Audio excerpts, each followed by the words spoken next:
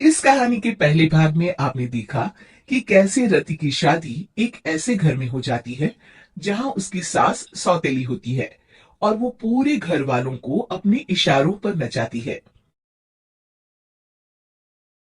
रति छत से सूखे कपड़े उतार कर ले जा रही थी कि तभी उसकी नजर लक्ष्मी पर पड़ती है, जो किसी तरह चोरी से सुनील की अलमारी खोलने की कोशिश कर रही होती है।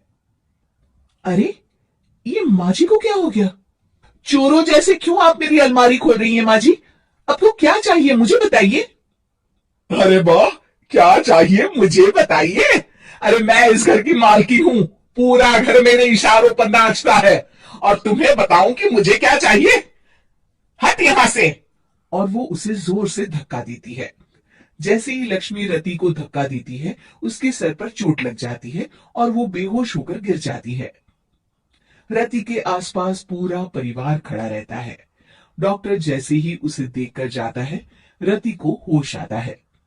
अरे बेटा, तुम दूर क्यों खड़े हो? मेरे पास आओ, मैं तुम्हारी माँ हूँ, कमला। रति के मुंह से लक्ष्मी सारंग की माँ का नाम सुनती है तो हैरान सी रह जाती है। क्या बोला रति बहू? चुप कर डायन। तूने मेरे पति और बेटे का हाल बेहाल कर दिया। अब तू मेरी बहू को भी गुलाम बनाना चाहती है? रुक, अभी मजा चखाती हूँ। ये कहकर जैसे उसे पकड़ने की कोशिश करती है, लक्ष्मी वहां से भाग जाती है।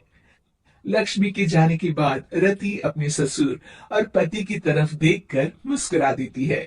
दोनों समझ जाते हैं कि ये रति की चाल है। अगली सुबह लक्ष्मी का पति खाना लेकर खेत में जाने के लिए निकल ही रहा होता है कि लक्ष्मी उसे रोक देती है। अरे कहाँ चल दिए खाना लेकर? आज घर का काम कौन करेगा?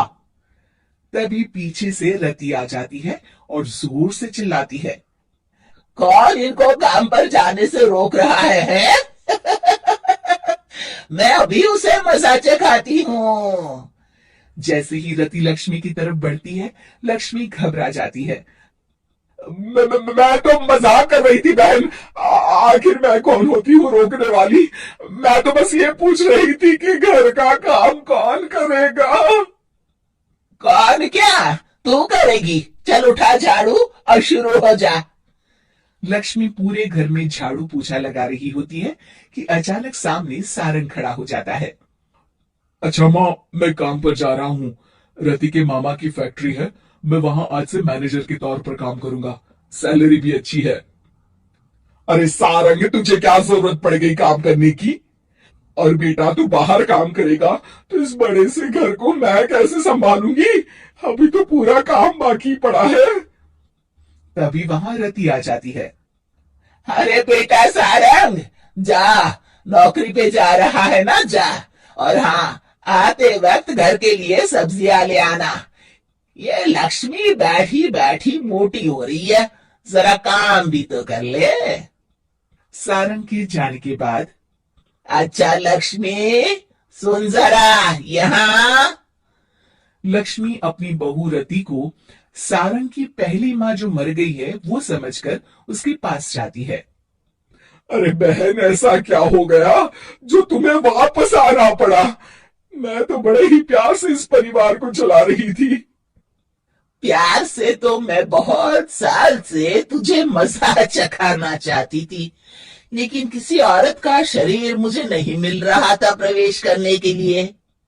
अब से ना मैं बहू के शरीर में रहूंगी। और हाँ, तूने कोई भी चालाकी दिखाई या मेरे घर के लोगों को परेशान करने की कोशिश की तो तेरा गला दबा दूंगी। लक्ष्मी रति के मुंह से ये सुनकर डर जाती है और शाम को अपने बेटे और पति के सामने जाकर कहती है, तुम दोनों मुझे माफ कर दो। मैं अब तुम दोनों को कभी परेशान नहीं करूंगी। और बहू, तुम मेरी बेटी की तरह हो, बस अब बेटी की तरह ही बनकर रहना। लक्ष्मी उन लोगों को इतना कहकर वहां से चली जाती है और उसके जाने के बाद तीनों एक दूसरे की तरफ देखकर हंस देते हैं।